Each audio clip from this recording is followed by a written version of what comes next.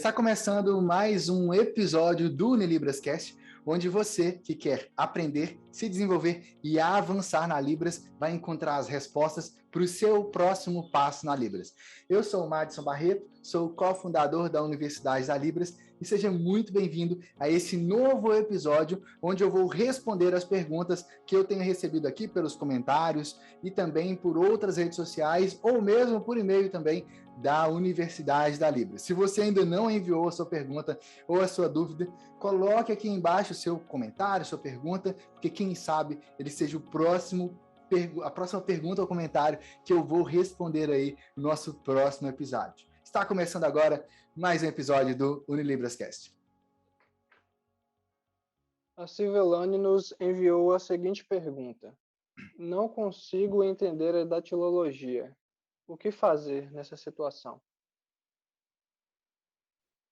Entender a datilologia da Libras, que é o alfabeto manual da Libras, né, geralmente as letras, né, que a gente faz, está relacionado a dois aspectos. O primeiro aspecto é você saber usar a datilologia muito bem, você fazer ela muito bem. Por quê? Se você não sabe fazer a datilologia, obviamente você também não vai conseguir entender ela, porque na hora você vai ficar tentando lembrar o que é cada coisa, e isso não vai funcionar. Então, o primeiro passo é, você precisa de praticar a datilologia, até você sentir que você realmente domina ela, que você consegue soletrar em Libras aquilo que você quer soletrar, de qualquer coisa mesmo.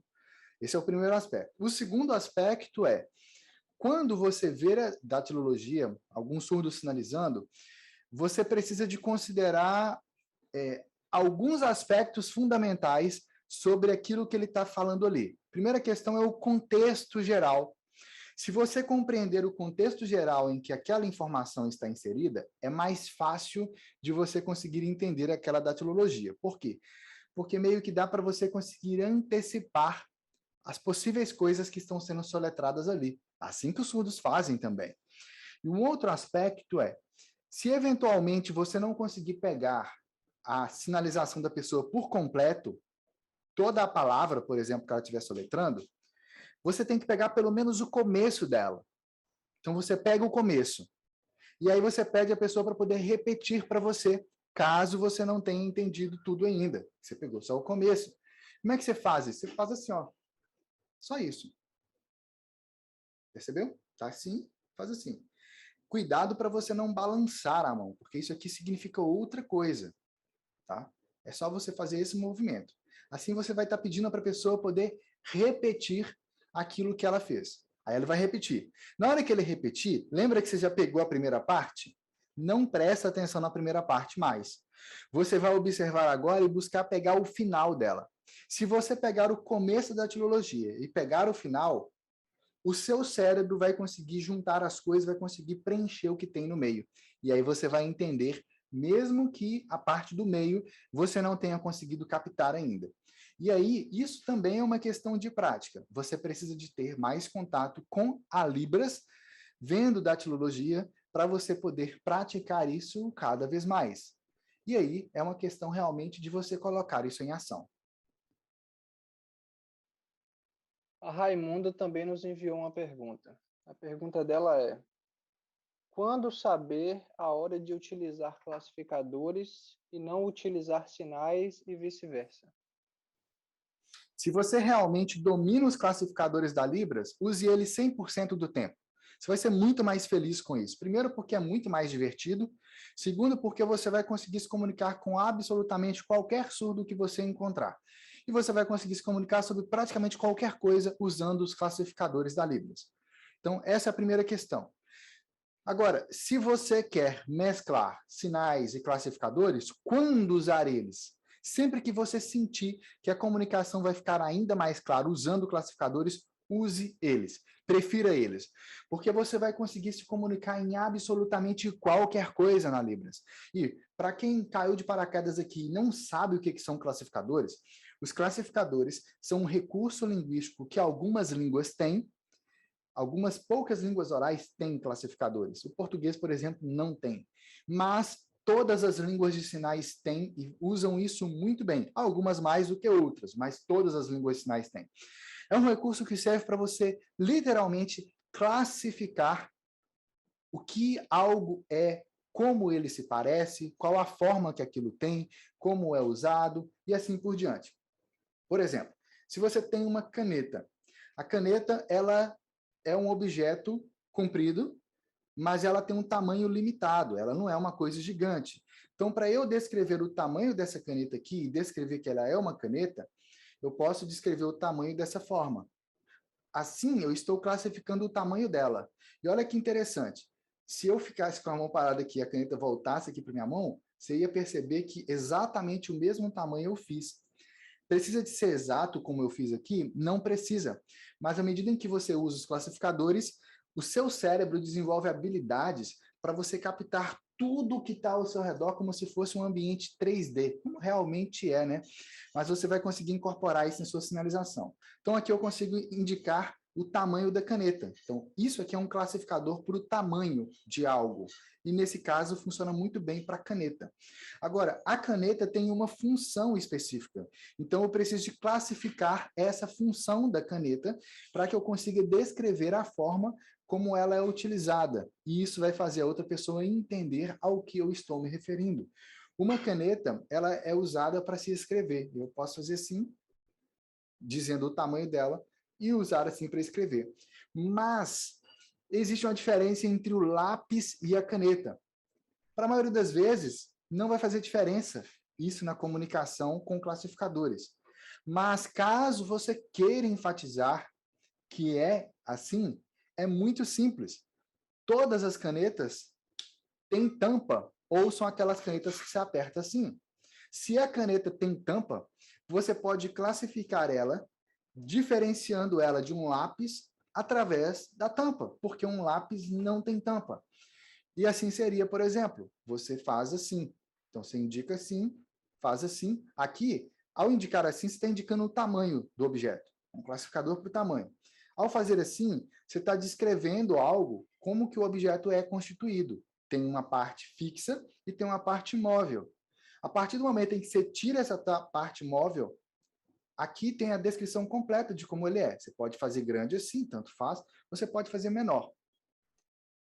Ao fazer isso, você já sabe, já descreveu como que o objeto é constituído. E em seguida você tem que descrever como que ele é usado, no caso, para a escrita. Assim você vai conseguir diferenciar com clareza a caneta de um lápis. Agora, quando usar o sinal de caneta, que pode ser assim, ou que até em outros estados se faz assim mesmo, o sinal de caneta.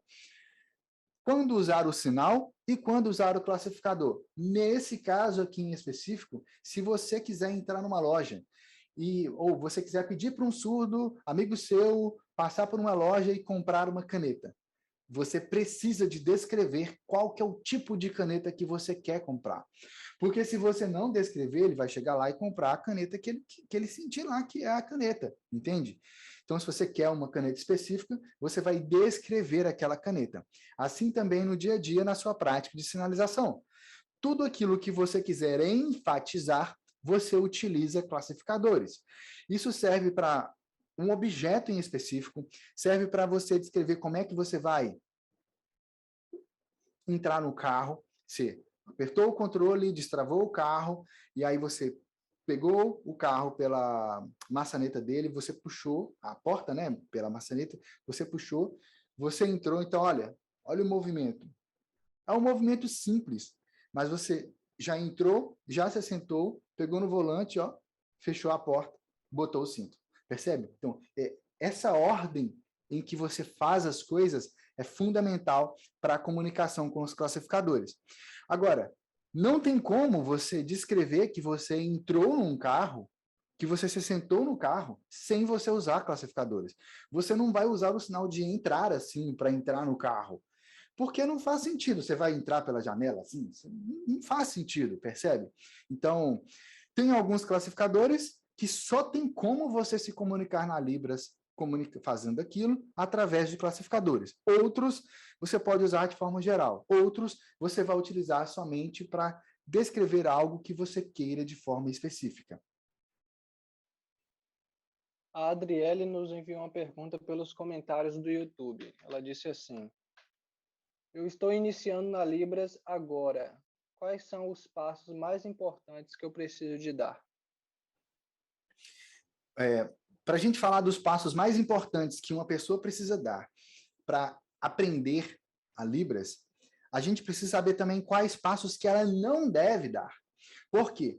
Existe uma linha muito tênue entre o que é o caminho da Libras e as outras formas aí que as pessoas ficam tentando aprender a Libras e que não funcionam ou que te atrasam, porque simplesmente está se desviando do caminho da Libras. Então, o que você definitivamente não deve fazer? Você não deve estudar a Libras baseado no português. Como assim? Tem um tanto de vídeo na internet de pessoas explicando eu, ir, casa, você. A pessoa vai falando em português e fazendo os sinais. Isso aí não é a Libras, não é a estrutura gramatical da Libras. Percebe? Porque a Libras não segue essa lógica de comunicação que é a lógica do português. Libras é Libras, português é português. E aí que está o segredo. Qualquer coisa que você veja te ensinando a Libras, qualquer lugar que seja, se for uma apostila, se for um dicionário impresso, qualquer lugar que você vê te ensinando a Libras, tudo pautado em como é que é o português, aí te mostra lá o detalhe explicando, olha, você vai fazer a frase em Libras assim, aí te mostra lá, palavra por palavra, sinal por sinal.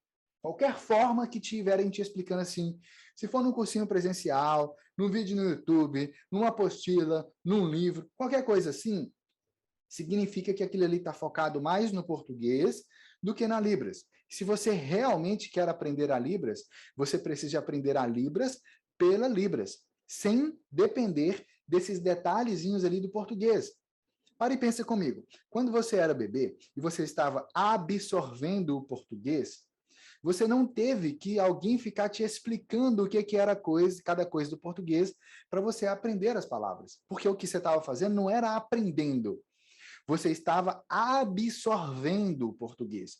Isso significa também que quando você está no processo de aprendizado de um idioma, qualquer que seja, se você estiver aprendendo o idioma, é literalmente como o sinal de aprender é na Libras. Se você parar para observar, o sinal de laranja, que é assim, você está espremendo a laranja para você chupar o caldo dela. E aí no cérebro, quando você faz o sinal de aprender aqui assim, porque esse é o sinal de aprender, parece que você está literalmente espremendo o seu cérebro, percebe? E realmente acontece quase que isso, vamos chamar assim, né? Por quê? Porque é um nível de esforço muito maior. E todas as vezes que você tem um nível de esforço muito maior assim, significa que você está perdendo energia física, mental, quebrando a cabeça com algo que pode, inclusive, te dar dor de cabeça, literalmente, como eu já tive muitas vezes lá no meu começo, ao invés de você realmente aprender a Libras como você deveria estar aprendendo. Mas qual que é a forma certa de aprender a Libras? Não é questão de ter forma certa, é questão daquilo que funciona melhor. O que funciona melhor é, ao invés de você aprender a Libras, você absorver a Libras. O que significa absorver algo? É como se você tivesse ali um pote com água, e aí você pega uma esponja e você coloca essa esponja dentro da água. O que essa esponja vai fazer? Não precisa ficar apertando a esponja. A esponja, por si mesma, ela já vai absorvendo a água. Se você tirar essa esponja dali, ela já tem um pouco de água, ela já absorveu um pouco de água. Se você colocar de novo, ela vai absorver mais água. Até que chega um momento em que ela está completamente inundada de água, cheia de água. Ela já absorveu aquele ambiente ali. Com a Libras, assim como qualquer outro idioma, esse processo também funciona. Agora, no caso, por exemplo, do inglês, você pode, sei lá, passar uma temporada nos Estados Unidos, você vai estar num ambiente imerso em inglês, e se você quiser, você vai absorver o inglês. Por que eu digo se você quiser? Porque tem um tanto de brasileiro, por exemplo, que moram nos Estados Unidos e, incrivelmente, não são fluentes no inglês. Isso significa também que somente ter o contato com uma língua, mesmo que seja num ambiente de imersão, não é o suficiente para uma pessoa absorver aquela língua. Deveria ser, em tese, mas não é o suficiente. Por quê? Por causa de outros processos que podem ou não ocorrer na nossa mente, relacionados a aspectos emocionais, culturais, identitários e a várias outras coisas. Mas, em tese, essa seria a forma de você absorver, por exemplo, o inglês. Tem outras formas também. Mas como fazer isso com a Libras, já que Não existe um país só de surdos. Não existe nem precisaria. Os surdos estão na sociedade, fazem parte da sociedade, como eu e você. Mas qual é o grande lance? Se você tem a oportunidade de estar em um ambiente que tem muitos surdos, e você tem a intenção de absorver a Libras, e você procura interagir com eles, você vai aprender a Libras, melhor, você vai absorver a Libras, você vai se tornar fluente. Sim, vai se tornar fluente. Agora, isso aí é um processo demorado. Por que demorado? E pode demorar literalmente anos, anos e anos. Porque aquele ambiente ali, ele não foi preparado com o objetivo de guiar você até a fluência na Libras. Você está absorvendo ali naturalmente. Igual quando você era bebê. Você não se tornou fluente no português rápido. Demorou um bom tempo. Geralmente são 2, 3 anos até a criança realmente estar tagarelando de tudo enquanto há. Percebe? Por que acontece isso? Porque existe a fase de você absorver, existe a fase de você se expressar e assim por diante. Agora, a melhor forma de você lidar com isso é com um método que te guie até a sua fluência na Libras, para que você possa se desenvolver cada vez mais. E se você quer ter o meu acompanhamento passo a passo, te guiando no caminho da Libras, com acompanhamento nosso time da Universidade da Libras e com sinalizações naturais feitas por pessoas surdas, incluindo a minha esposa Raquel, que é surda, você pode conhecer mais sobre o método Fluente em Libras nesse link que eu vou deixar aqui abaixo, ou acessando fluenteemlibras.com.br. Lá vai ter tudo o que você precisa para você aprender a Libras. A Cristina também nos enviou uma pergunta e ela diz assim: como é que eu faço para estudar a Libras sozinha? Para você estudar a Libras sozinha, na verdade, é um processo assim, muito arriscado. Por quê? É arriscado se você tentar fazer esse caminho sozinho, porque a Libras é um universo incrível. Então, imagina que você, de repente, chegasse numa cidade que você nunca foi antes, você não sabe onde fica nada. A melhor forma de você conseguir se locomover na cidade, saber onde fica a padaria, o mercado, o açougue, a praça, o parque, o melhor lugar para você morar, a melhor forma é você perguntar para outras pessoas que já moram ali, entende? Por exemplo, eu estou passando a temporada na região de Aracaju, em Sergipe, e uma das primeiras coisas que a gente fez, além de ter trocado algumas ideias com pessoas nativas aqui de Sergipe, a gente foi num centro de apoio ao turista. Lá a gente conversou com a pessoa, tirou muitas dúvidas sobre várias coisas específicas. Ela sabia explicar para a gente que tinha um dia no mês, uma segunda-feira inclusive, que o mercado municipal estava fechado. De onde que eu ia tirar essa informação? Percebe? Não tinha uma plaquinha dizendo isso. Eu consegui essa informação com uma pessoa nativa. Mas mais do que ser uma pessoa nativa, eu consegui essa informação com uma pessoa que estava ali preparada para me orientar sobre como eu fazer o que eu precisasse ou quisesse fazer na cidade e nas redondezas. Ela tinha materiais específicos para isso. Eu podia perguntar para ela o que eu quisesse. E a gente ficou conversando ali um tempão, eu tirando dúvidas, Raquel tirando dúvidas, e a gente perguntando e como que era, como não era. Ela indicou vários passeios incríveis para a gente. Muitos deles a gente fez. E esses passeios ela dominava explicar todos eles. Por quê? Porque ela tinha aquele conhecimento, ela estava preparada para ensinar a gente, para guiar a gente nesse processo. Percebe? A gente economizou muito tempo. Agora, todas as viagens, todos os lugares que a gente morou, a gente fez isso?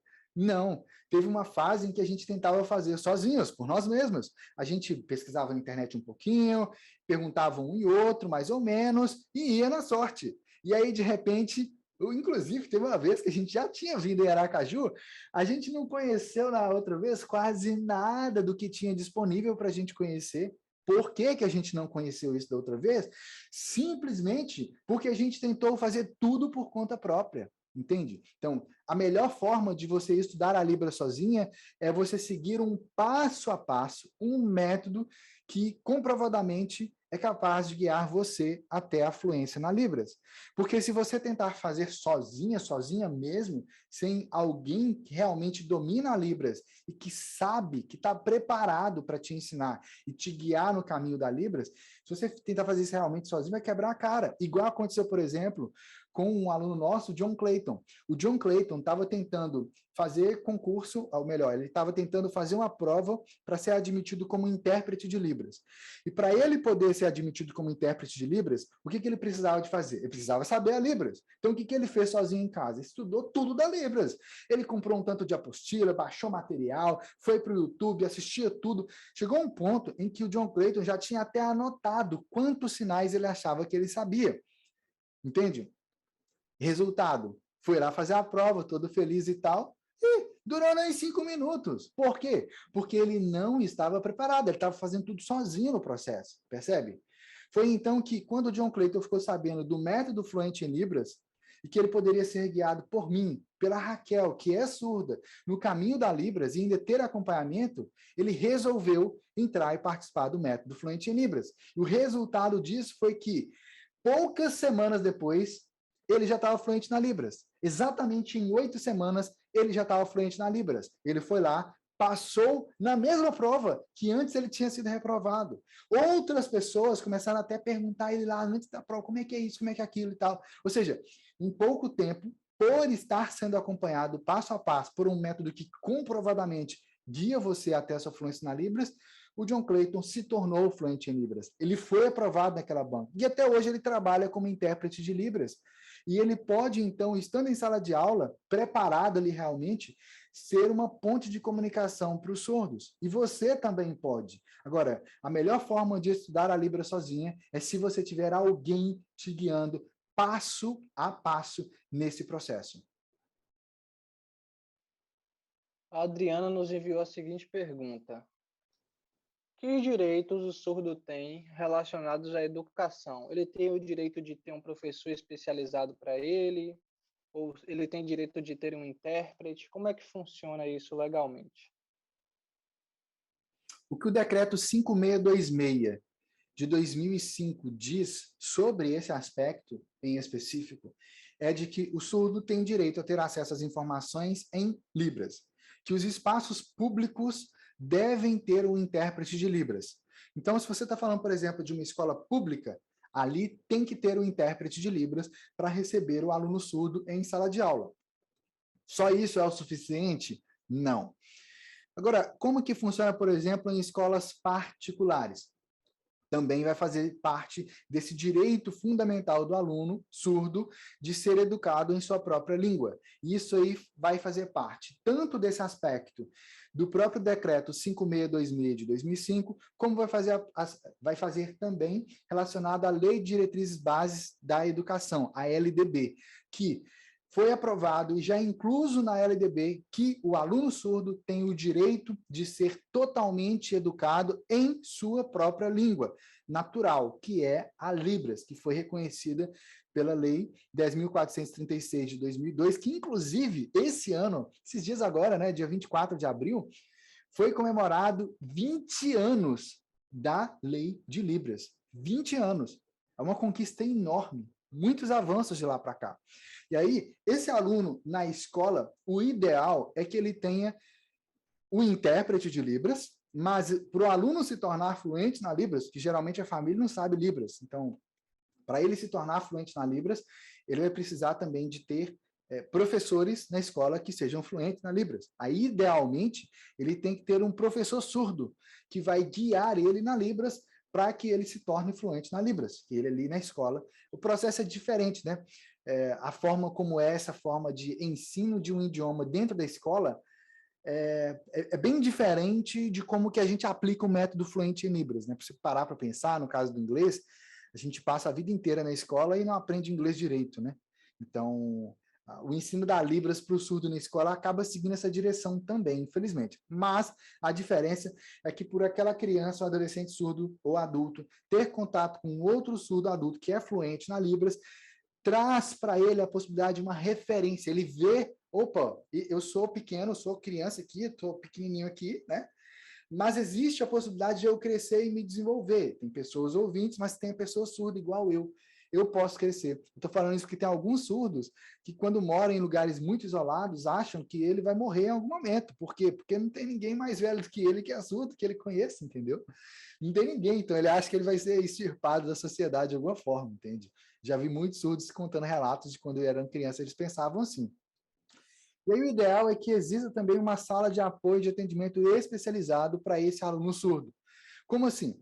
É uma sala onde o aluno geralmente vai em algum momento na semana para poder fazer outras práticas com um profissional que deve ser fluente na Libras, mas infelizmente geralmente não é, e com intérpretes às vezes também, ou com o próprio professor surdo ali também.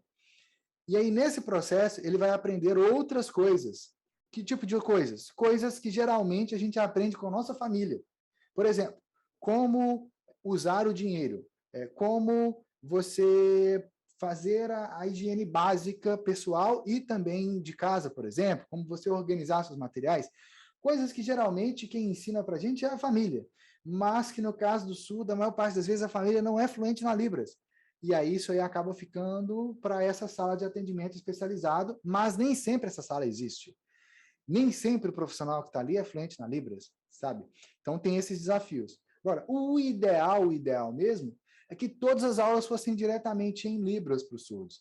Por isso que existe um movimento de escolas bilíngues para surdos, e que, inclusive, foi aprovado pela Lei de Diretrizes Básicas da Educação também. Então, agora o surdo pode e tem o direito de estudar em escolas que sejam bilíngues, escolas que vão ter o ensino primário, todo o ensino em Libras, mas que também vai utilizar a escrita do português como segunda língua.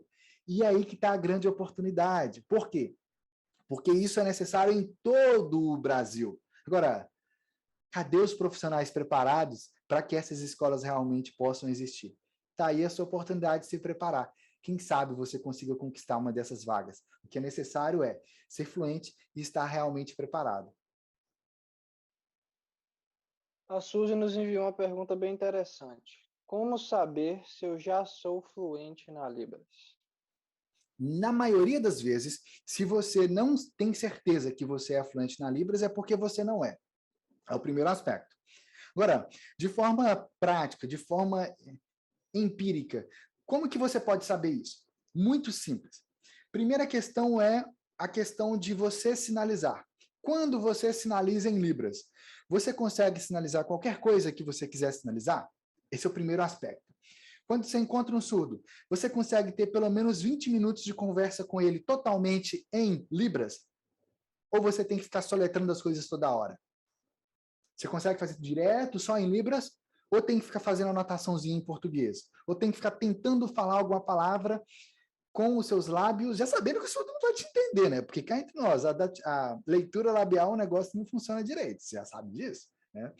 E um outro aspecto é, quando você vai sinalizar, você sinaliza direto em Libras, você está pensando realmente em Libras direto, ou você pensa em português e traduz para Libras?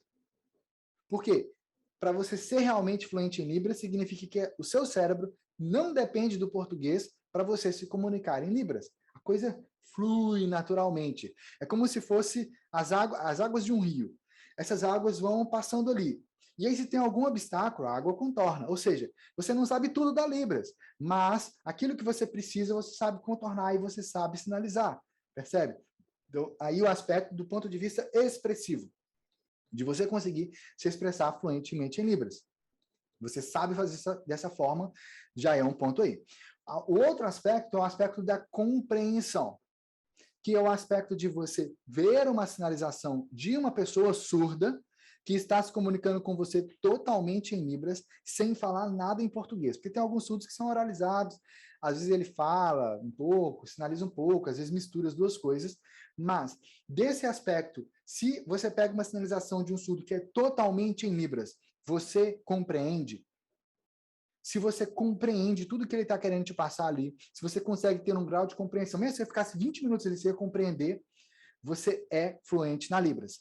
E aí tem um outro aspecto que dá para você identificar também. Se você já viajou, sei lá, você foi para um outro estado, para uma outra cidade distante, lá você encontrou os surdos, você conseguiu compreender tudo que eles sinalizaram para você, e você conseguiu sinalizar com clareza também, e eles conseguiram te entender, você é fluente na Libras.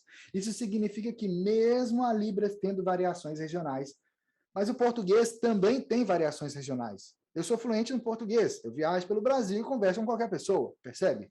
Eu sou fluente em Libras, viajo pelo Brasil e converso também com qualquer surdo. Então, esses são os aspectos que você precisa de observar em você, para você saber se você realmente é fluente em Libras. E caso você identifique algum aspecto que você perceba, eu não sou fluente em Libras ainda, você receba aí o meu convite para você fazer parte do método Fluente em Libras em 8 semanas. Com ele, eu vou te guiar passo a passo até a sua fluência na Libras, e você vai ter a leveza, a clareza de sinalizar, de estar realmente preparado e dominar a Libras em suas mãos. Você pode fazer em 8 semanas e se tornar fluente, ou você pode fazer no seu próximo ritmo também, com o nosso acompanhamento. Pergunta da Ecleise. Vocês têm curso de Libras avançado com certificado? Depende do que você chama de avançado. Por quê? Vamos lá. Esse negócio de curso avançado geralmente vem de a pessoa tem um curso básico, o intermediário e o avançado. Cá entre nós. Qual o básico que você tinha da Libras? Você fez lá o cursinho básico de Libras. Você consegue realmente se comunicar com surdos? Não. Com o intermediário que você fez, você consegue realmente se comunicar com surdos? Também não. Aí você, por não conseguir resultado com o básico e com o intermediário, te dizem que você precisa de fazer um curso avançado de Libras. Por quê? Porque o básico não funcionou, o intermediário não funcionou, e aí a gente passa a achar que o avançado vai funcionar. Se você já fez cursinhos de idiomas, inglês, espanhol, francês, qualquer idioma que seja, você já deve ter observado que você fez o básico, intermediário e avançado, e que se você encontrou com um norte-americano, enfim, com um nativo daquela língua, você não conseguiu se comunicar como você gostaria. Por quê?